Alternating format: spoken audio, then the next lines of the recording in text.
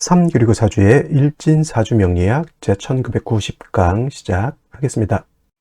오늘은 양력으로 2024년 4월 18일이고요. 음력으로는 2024년 3월 10일입니다. 오늘 명식은 갑진년, 무진월, 임자일이 되겠고 일진은 임자가 되겠습니다.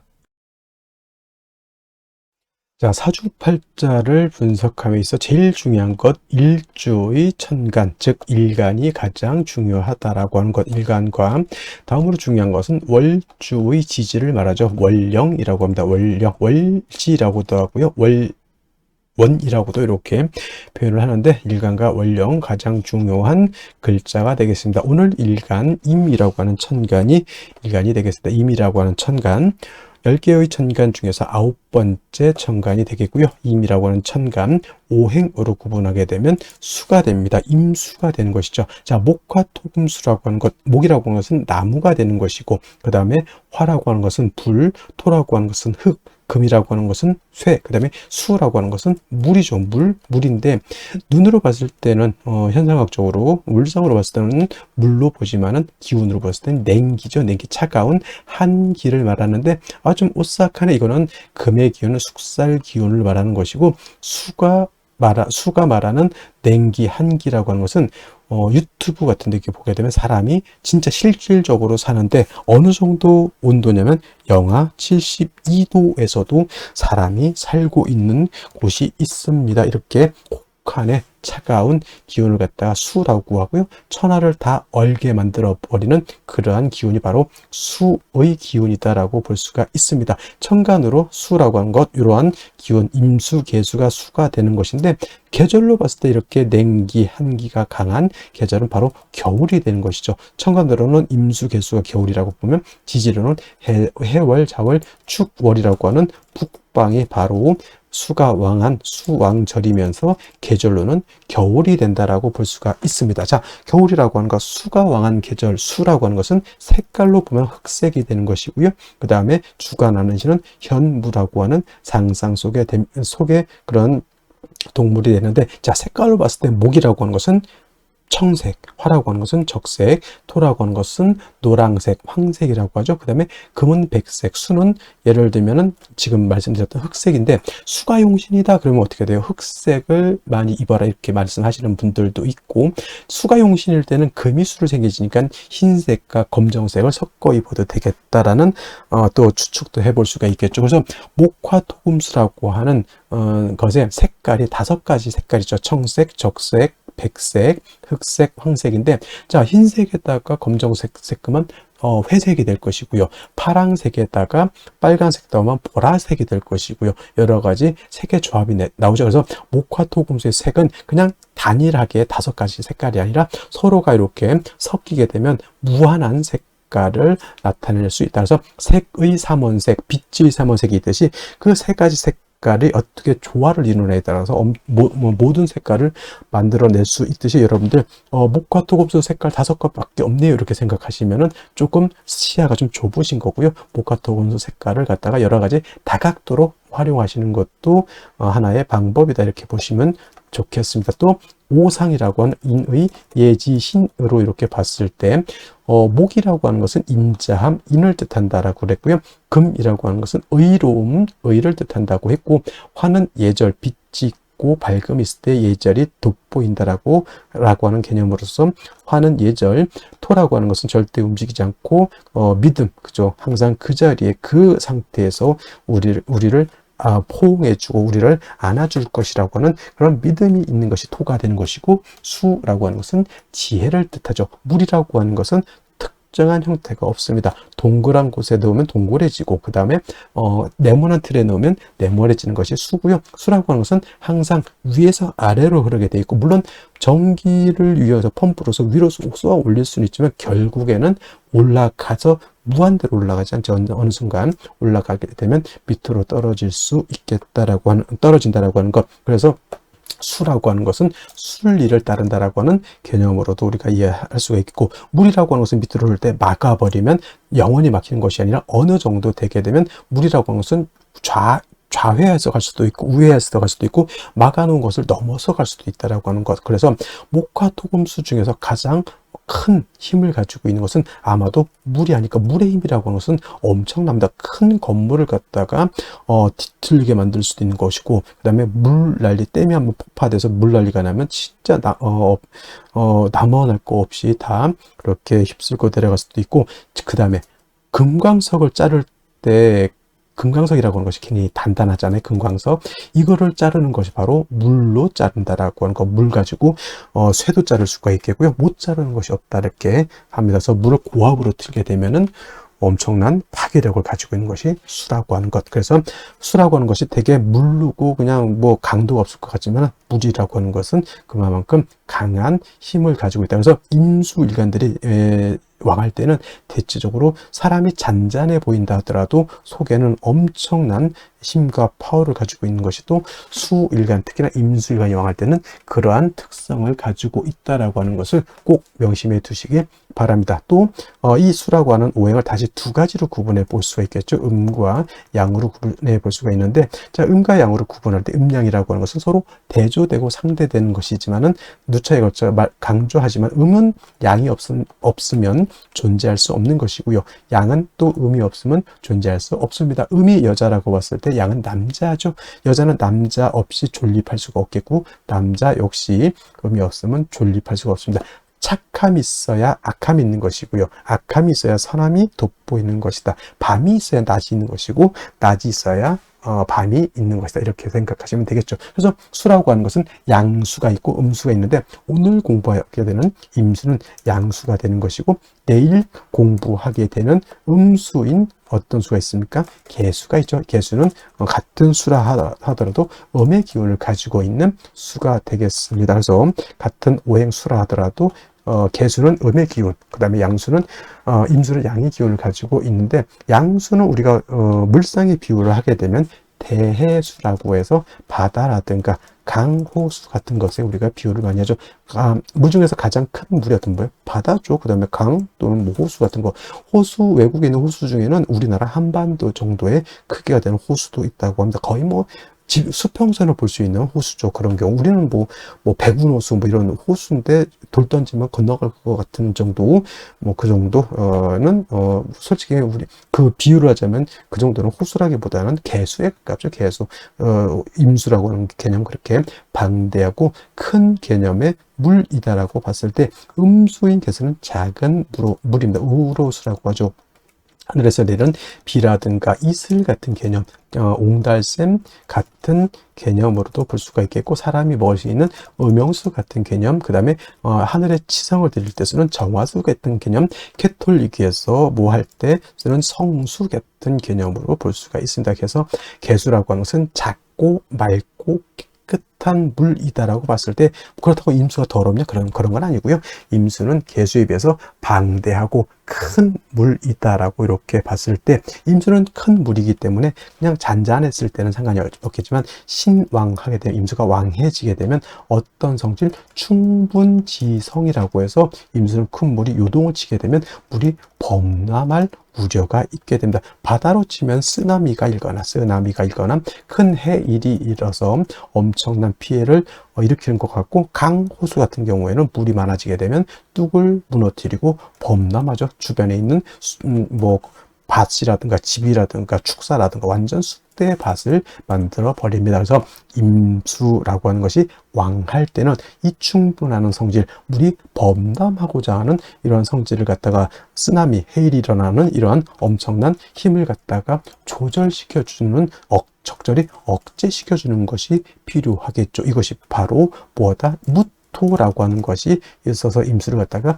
제방해야 된다라고 이렇게 설명을 하는 겁니다. 제가 무토, 기토 설명할 때 무토는 어떤 토? 건토라고 했고요. 기토는 습토라고 해서 금을 생할 때, 토생 금을 할 때는 습토인 기토라든가 지지로 진토라든가 술토 가지고 금을 생할 수 있지만, 임수라고 하는 큰 대해수를 갖다 제방할 때는 습토인 기토로는 임수를 제방할 수가 없다. 그래서 양토인 무토, 건토인 무토로서 제방해야 되는 것이고, 기토는 작은 습립, 물에 젖은 모래가기 때문에 만약에 임수가 기토를 보게 되면 오히려 기토가 임수를 갖다 탁하게 만든다고 해서 기토 탁임이라고, 임수를 갖다 제방을 해야 되는데 물을 더럽히게 흙탕물을 만들어 버리는 그러한 경우, 예를 들면 한강을 막겠다고 삽자를 가지고 아무리 모래 갖다 뿌려 본들 그 왕한 물에 의해서 모래가 다 쓸려 내려가죠. 물만 더럽혀진다라고 하는 것이 바로 이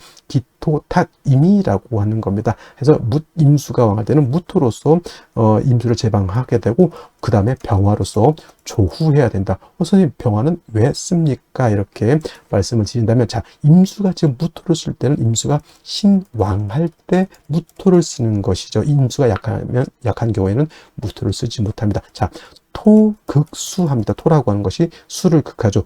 왕한 임수를 무토가 극한다라고 하는 개념은 파극해서 없앤다는 것이 아니라 제방해서 임수의 용도를 만들어준다. 쉽게 말하면 소양강 댐을 만들어서, 댐이 무토가 되겠죠. 그 소양강이라고 하는 물을 가둬서 공업용수, 농업용수, 생활용수로 쓸 수 있게 만들어주는 것이 바로 이 무토인데, 임수가 왕할 때는 토극수하는 것이라 자칫 수다.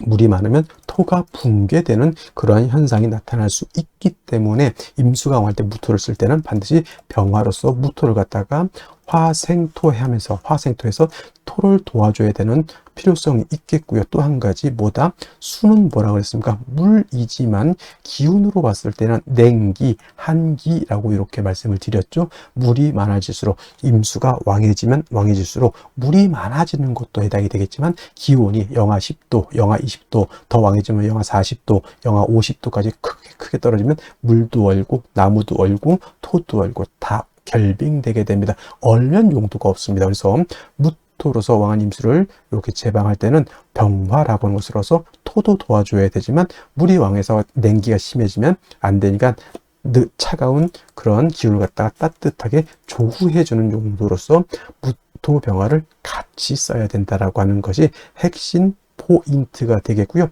반대로 임수라고 하는 것이 아무리 대수라 하더라도 항상 왕할 수는 없죠. 임수일간이 예를 들어서 4월, 5월, 미월, 진술, 축월 같은 때 태어나거나 인월, 묘월 같은 때 이렇게 태어나게 되면 써드릴까요? 4, 5월, 그 다음에 진술, 축, 묘월은 토가 왕한 계절이니 진술, 축, 미월 같은 경우, 그 다음에 인월은 모광절, 묘월도 모광절, 인묘월 같은 데 태어났을 때는 임수일간이 신약이 되죠. 신약이 되죠. 이런 경우 자칫 무토를 쓰게 되면 극설교집이 되거나 해서 임수가 진짜 그때는 파극을 당해서 임수를 못 쓰게 되는 그런 현상이 나타나기 때문에, 이러한 경우에는 무토를 쓰는 것이 아니라 인성인 금으로서 금생수 해 주어서 임수의 근원, 수원을 마련해 주는 것이 필요하겠다. 그래서 임수는 왕하면 무토병을 쓰고, 임수가 일간이 약하면 금을 쓴다 정도 이렇게 기억해 두시고, 나머지 글자들은 그때 필요에 의해서 쓸 수도 있고 안 쓸 수도 있지만은, 임수는 왕하면 무토병, 약하면 금, 인성, 경우에 따라서는 경금을 쓰는 경우도 있고, 경우에 따라서는 신금을 쓰는 경우도 있겠다. 그건 뭐에 따라서 달라진다? 월령, 월지에 따라서 차이가 있을 수 있다. 이렇게 기억해 두시면 되겠습니다. 자, 다음으로 월령에 대해서 알아보도록 하겠습니다. 월령이라고도 하고요, 월지라고도 하고 월원이라고도 하는데, 이 월령이 중요한 이유는 이 월지 안에는 계절의 개념을 가지고 있다. 계절이라고 하는 것은 우리가 흔히 추나 추동을 말하는 것인데, 이 월지 안에는 왕쇠와 한열의 개념을 가지고 있다라고 봅니다. 왕쇠라고 하는 것은 일간을 포함해서 어느 오행이 왕하냐 약하냐를 놓고 보는 것이고, 한열이라고 하는 것은 사주 전체가 더우냐 또는 추우냐를 놓고 보는 것인데, 사주라고 하는 거 뭐가 중요하다? 중화됨을 매우 중요하게 여기게 되는데, 이 중화는 무엇이 중화를 이루어야 된다? 왕세와 한열이 중화를 이루어야 된다. 일간이 너무 왕해도 안 되고요. 또는 뭐 재성이라든가 관성이라든가 식상이라든가 또는 인성 또는 이런 것들이 너무 한쪽으로 치우쳐져서는 안 된다라고 하는 것. 그 다음에 한열이라고 하는 것은 사주가 너무 음습하고 너무 춥고 어두워서 안 된다라고 하는 것이고, 반대로 너무 뜨거워서도 안 된다라고 하는 겁니다. 그래서 이 왕세와 한열이 중화를 잘 이룬 사주, 부귀영화를 누릴 사주라고 본다라고 하면, 만약에 이 사주가 왕세와 한열이 중화를 이루지 못했다. 비난하고 빈천한 사주가 될 수 있겠다. 이렇게 볼 수가 있는 것인데, 자, 지금 월령은 진월이 되겠습니다. 진월. 절기를 놓고 보게 되면 절기는 청명과 곡우로 이렇게 구분이 되는데, 중요한 것은 청명이 되어야지만 월이 바뀐다라고 하는 겁니다. 즉 묘월에서 진월로 전환이 되려고 하면 청명이 되어야지만 묘월에서 진월로 넘어오게 되고요. 큰 틀로 놓고 보게 되면 인묘진이라고 하는 것은 동방에 속하면서 계절로는 봄이 됩니다. 인월 설명할 때 인월은 초춘이라고 해서 초봄이라고 말씀을 드렸죠. 초춘이 되는 것이고, 묘월은 중춘이 된다라고 했고, 지금 진월은 개춘이 됩니다. 개춘이라고 하는 것은 봄을 말하는 것이죠. 늦봄. 그래서 진월도 일단은 계절로는 봄이 된다라고 하는 것. 방향은 당연히 동방이니까 동쪽이 되는 것이고요. 동쪽. 그 다음에 중요한 것은 인은 북동 쪽이 되는 것이고, 묘는 정동 쪽이 되는 것이고, 진은 남동 쪽이 된다 해서 같은 동쪽이라고 하더라도 이러한 차이점이 있고요. 또 인묘진은 동방으로서 목의 기운이 굉장히 왕한 틀이 되겠죠. 목왕절이 되는데, 인월은 제가 말씀드렸습니다. 인월은 목의 임관지가 되는 것이고, 묘월은 목의 제왕지가 되는 것이고, 진월은 목의 쇠지가 됩니다. 그래서 인묘진이 모두 목이 왕하다라고는 하지만, 특히나 목이 왕한 것은 인월과 묘월이 목이 가장 왕하고요. 진월로 넘어가면서부터는 목은 점차 쇠락해져 간다라고 볼 수가 있겠습니다. 그리고 중요한 것은 진월만 놓고 봤을 때 진월은 토가 왕한 토왕절이다라고 하는 것. 그래서 진술축미월이라고 해서 이때는 사계월이라고 합니다. 사계월이라고 하는 것은 계절의 끝을 말하는 것이죠. 진월이라고 하는 것은 봄의 끝을 말하는 것이고, 술월이라고 하는 것은 가을의 끝, 축월이라고 하는 것은 겨울의 끝, 그 다음에 미월은 여름의 끝이 됩니다. 그래서 이 진술축미월은 사계월이라고 보면서 환절기가 된다라고 보게 되죠. 그리고 진월은 토가 왕하면서 포태법으로는 목은 쇠지가 되면서 수가 여기가 수고라고 해서 수의 묘지가 된다라고 하는 것도 여러분 꼭 기억해 둘 필요가 있습니다. 그래서 예를 들어서 뭐 일간이 임수라든가 일간이 개수라든가 또는 타 천간에 뭐 임계수가 있을 때 진에 예를 들어서 임묘된다고 해서 수가 약해진다라고 이렇게 보시는 분들이 있는데, 꼭 그렇게만 볼 것이 아니라 수가 진을 보게 되면 일단 통근할 수 있다라고 하는 개념을 꼭 염두에 두시고, 그 다음에 진월은 변화가 좀 많은데 인묘진을 모두 갖추게 되면 이거는 인묘진 방합을 형성하게 되니 이건 목이 왕해지는 것이고, 또 진월은 신자진 뭡니까? 신자진 수국을 형성할 수 있게 되죠. 그래서 지지로 진월에 신자를 봐서 신자진 수국을 형성하게 되면 이때는 또 수가 다시 왕해지는 그런 계절. 그 다음에 또 유금을 보게 되죠. 뭐 예를 들면은 유금을 보게 되면 진유 합금을 우리가 볼 수가 있겠죠. 진유 합금. 그래서 지지로 진유 금이 되게 되면 이때는 금이 다시 왕해지는 것이고, 또 지지로 진토 말고도 다른 아까 말씀드렸던 뭐 술토라든가 축토라든가 미토를 보게 되면 그야말로 토가 왕해질 수도 있다. 그래서 여러분들 진월은 단지 토가 왕하다라고는 보지 마시고요. 인묘진 방합을 형성하게 되면 목이 왕해지는 것이고, 신자진 수국을 형성하게 되면 이때는 수가 왕해지는 것이고, 진유 합금을 하게 되면 금이 왕해지는 것이고, 지지로 진술축미 토가 많아지게 되면 그야말로 토가 왕해진다. 이렇게까지 여러분들 진월을 잘 이렇게 분석해 볼 수 있는 그러한 안목을 갖추시기를 바랍니다. 그렇다면 진월에 일간 신금이 태어나게 되면 사주를 어떻게 배합하는 것인지 알아보도록 하겠습니다. 자, 일간 신금이라고 하는 것 복습해 보겠습니다. 음금이라고 했고요.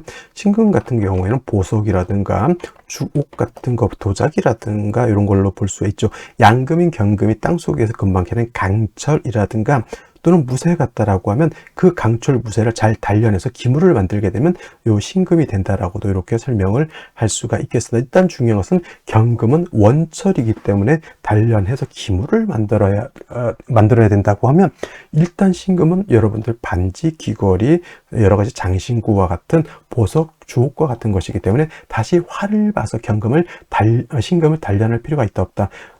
신금이 화가 왕해지게 되면 여러분들 반지 보석을 불구덩이 속에 넣어버렸다 이렇게 생각하면 되는 거예요. 그래서 신금이라고 하는 것은 경금과 달리 화가 많아진 것을 이루지 않고 오로지 사시사철 임수를 얻어서 뭘 해주면 좋다? 도세주옥 해주는 것을 좋아한다. 단 임수를 쥐어서 신금을 단련할 때 토가 많아지게 되면 신금을 오금시키게 되고요.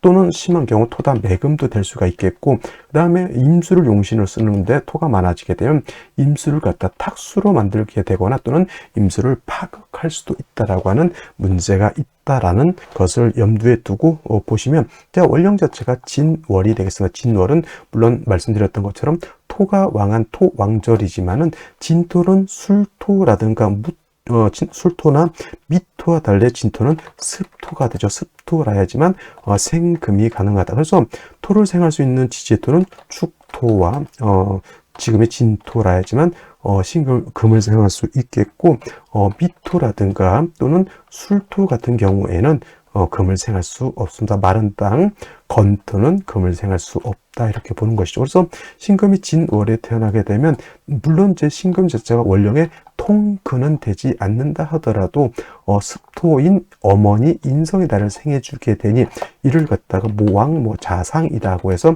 일간 신금도 약하지 않고 인성인 어머니도 약하지 않다 이렇게 볼 수 있죠. 일단 신금 자체가 세력을 얻었으니 뭘 해줘야 된다? 임수를 얻어서 신금을 갖다가 도세주옥하게 되면은 신금을 갖다가 반짝반짝하게 만들어 줄 수 있다라고 하는 것. 그래서 진월의 신금은 임수를 치용하는 것이 일단 기본인데, 그래도 걱정스러운 것은 뭐냐면 진토라고 하는 것은 원령에서 토가 왕한 계절이라는 얘기죠. 그래서 자칫 잘못하면 저 토가 신금을 오금이라고 하는 것은 신금을 더럽힌다라고 하는 것이죠. 여러분들 반지 귀걸이 예를 들면 결혼 예물을 갖다가 관리를 잘못하면 먼지가 쌓이고 심한 경우에 녹도 쓰는 경우가 있습니다. 그것이 오금되는 것이고, 토다매금이라고 하는 것은 쉽게 말하면 바닷가 가가지고 반지 잊어버린 거죠. 그러면 저 모래 속에 이제 박혀버리게 되면 토다매금이 되는 것이죠. 그래서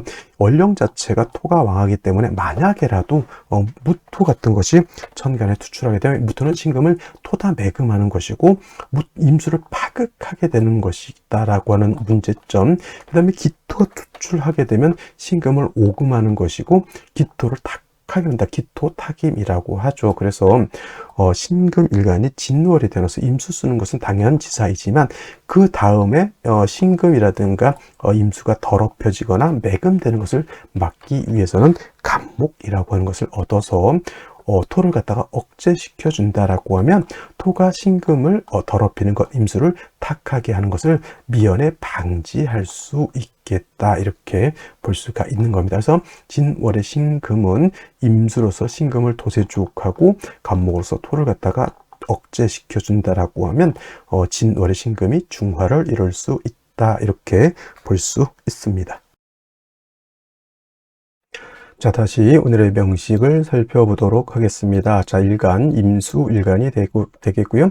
임수 일간이 태어난 원령, 진월이 되겠습니다. 임수의 특성, 원령의 특성 중요하고요. 자, 다음으로 이제 격국이라고 하는 것 알아보도록 하겠습니다.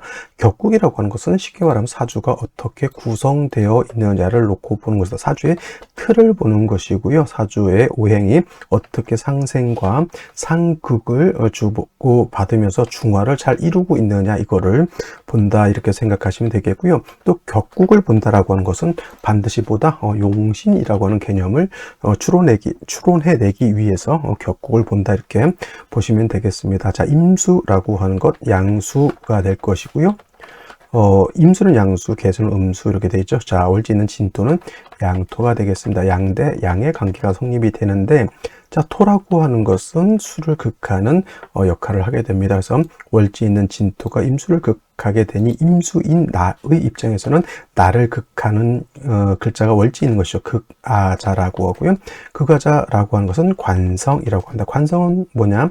나를 관리하고 통제하는 것이다. 그래서 관성은 나를 관리하고 통제한다라고 해서 나를 극한다고 해서 나쁜 것이 아니라 기본적으로 나를 관리해주는 좋은 것이지만은 이것이 너무 왕하게 되면 나를 관리하고 통제하는 것이 너무 강하게 되면 이거는 통제가 아니라 간섭이 돼 버리죠. 그래서 이런 경우에는 중화를 잃지 못하게 되면 관성도 나쁜 것이 되는데, 일단 관성 두 가지로 구분해 볼 수가 있습니다. 정관과 편관으로 구분해 볼 수가 있고, 편관은 다시 칠살이라는 단어를 쓰죠. 편관 칠살. 자, 정관이라고 하는 것은 일간과 관성과의 관계가 양대음이 되거나 양대음의 관계 또는 음대양의 관계가 성립이 되면 얘는 정관이 되는 것이고요. 편관이라고 하는 것은 일관과 관성과의 관계가 오늘처럼 양대양의 관계가 성립이 되거나 또는 음대음의 관계가 성립이 돼서 음양의 조화가 맞지 않으면 편관이라고도 하고 칠살이라고 합니다. 그래서 오늘은 임수가 진월에 태어나게 되면 편관격 또는 칠살격이다라고 이렇게 표현하는데, 중요한 것은 편관격, 칠살격이 중요한 것이 아니라 월령 자체가 토가 왕한 계절이라고 말했죠. 토왕절. 반면에 수는 진월에 약하죠. 신약이 되죠. 그래서 이거는 신약 살왕한 구조 또는 살중신경한 구조가 된다라고 하는 것까지 체크를 해 두시고, 그 다음에 진토라고 하는 것, 안에 지장간은 을목이라고 하는 것이 개수라고 하는 것, 그 다음에 기토가 아니라 무토죠. 무토가 이렇게 천간에 투출되어 지장간으로 이렇게 진중에 있게 되는데, 만약에 을목이 천간에 이렇게 투출하게 되면 요거는 격이 상관격으로 바뀌게 되고요. 상관격. 개수가 투출했다고 해서 비견격으로 보지는 않습니다.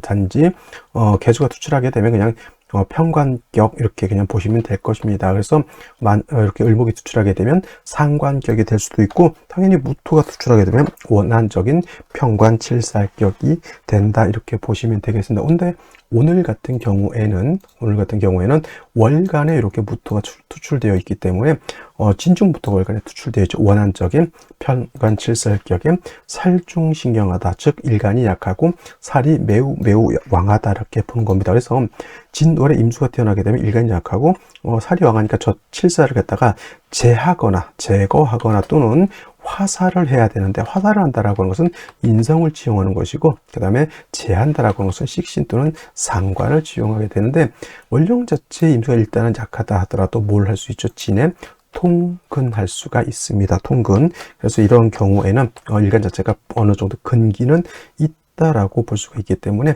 먼저 뭘 지용한다? 간목이라고 하는 식신을 지용해서 칠살을 통제하게 되죠. 이걸 갖다가 식신으로서 칠살을 제한다 해서 식신 제살이라고 이렇게 표현하게 되죠. 단 일간 자체가 너무 약하기 때문에 신금이라든가 경금 같은 것이 인성이 있어서 수의 기운을, 금생수여서 수의 기운을 마련해 주는 것도 필요하다라고 볼 수 있죠. 그래서 기본적으로 진월에 임수가 태어나게 되면 식신인 간목으로서 토를 제하고 인성인 금으로서 임수를 생한다 이렇게 볼 수가 있는데, 진월이라고 하는 것은 토왕절이지만은 지지로 신자진 수국을 형성할 수 있죠. 신자진 수국을 형성할 수 있고, 임묘진 방합을 형성할 수도 있습니다. 그래서 신자진 수국을 형성하게 되면 수가 왕해지는 것이고, 임묘진 방합을 형성하게 되면 목이 왕해지게 되겠죠. 만약에 진월에 간목이 투출되어 있는데 지지로 예를 들어서 인묘진 방합이 형성된다라고 하면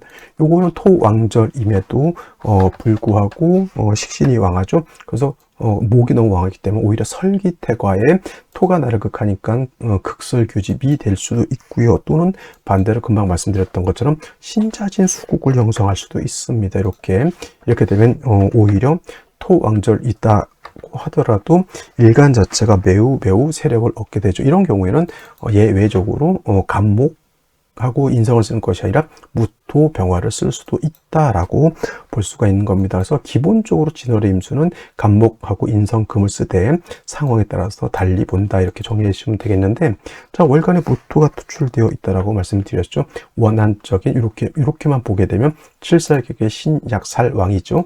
근데 연지에서 진토를 또 봤습니다. 역시나 이렇게만 보더라도 아직까지는 신약사랑 살중신경한 구조가 되는데, 문제는 어디에 있냐면, 자, 일지에서 자수를 얻게 됩니다. 임자일이 되죠.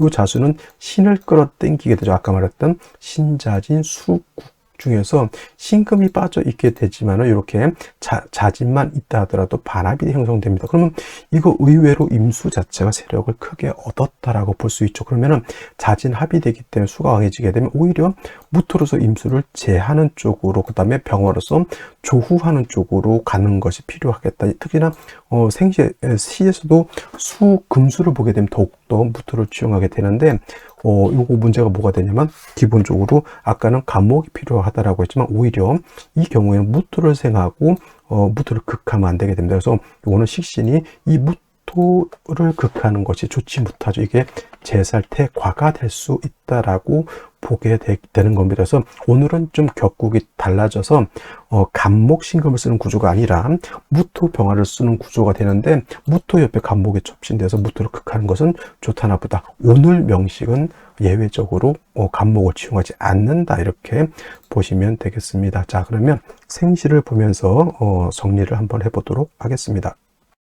자, 생시 보도록 하겠습니다. 제일 먼저 경자시를 보게 되죠. 자, 임수가 진월이 되어서 무토 투출되고 진토를 연해서 봤기 때문에 살중신경한데, 자수를 얻어서 자진합이 되고 또 시에서 양인 자수, 경금 투출해서 임수를 생하게 되니까 임수가 진월에 임수를 하더라도 굉장히 왕합니다. 당연히 무토로서 임수를 제방해야 되는데, 문제는 간목이 무토를 극하고 있다라고 하는 것. 이 경우에는 오히려 간목이 오히려 병이 되는 그런 구조가 되는 겁니다. 이거는 당연히 화토운으로 들어가서 저 토를 갖다가 도와주는 것이 필요하겠다라고 볼 수가 있겠고, 마찬가지로 신해시가 되면 이렇게 또 해수를 얻었죠. 자진합에 해수 임수가 양인과 녹을 같이 얻었고, 뭐 좀 약하다 하더라도 신금이 임수를 또 생해주고 있겠고, 당연히 무토를 용신으로 주용하고 병화로서 조후해야 되는 그런 구조가 되는데, 간목이 무토를 극하는 것은 좋지 못하다. 운은 역시나 화토운으로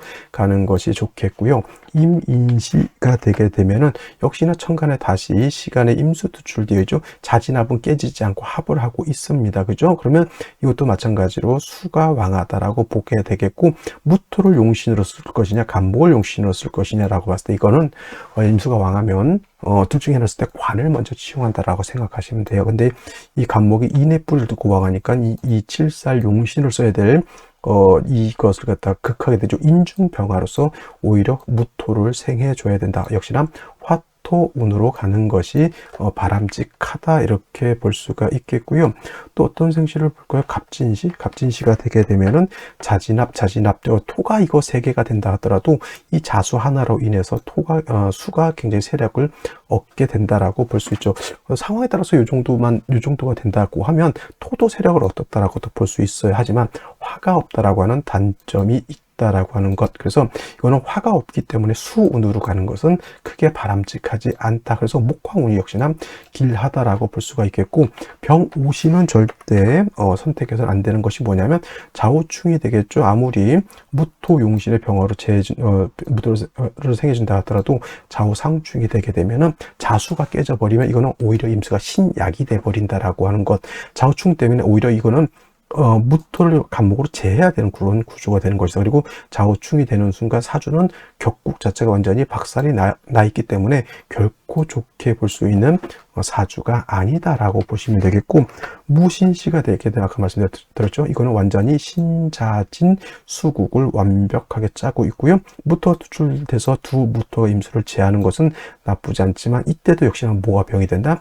간목의 병이 있다. 천간에 예를 들어서 병화가 있다라고 하면 간목이 큰 문제가 되지 않겠죠. 예를 들면은 정묘대운이라든가 이렇게 병인대운에 천간에 병정화가 들어오게 되면 목생은 화생돼서 토를 생해주니까 이건 나쁘지 않지만은, 이 상태에서 그냥 예를 들면 수운으로 간다라고 하면 너무도 화가 없는 상태에서 한기만 발생하기 때문에 결코 좋게 볼 수가 없다, 이렇게 볼 수 있습니다. 그래서 오늘 같은 경우에는 어떤 생시가 가장 좋을지 저도 좀 의문은 됩니다. 예를 들어서 경자신해시, 무신시 이렇게 되면 화토운을 봐야 되는데 화토운이 굉장히 짧죠. 이거는 당연히 여명으로 태어나게 되면 36부터 금수운으로 갈 것이고, 남자는 25부터 금수운으로 갈 것이니 병호시는 좌우충이 돼서 안 될 것이고, 뭐 일사시 정도 화를 얻는 것이 좀 필요하겠다라고 볼 수 있죠. 이민시 같은 경우 이거는 감목이 무토를 파한다 하더라도 인중 병화를 보고 쓴다,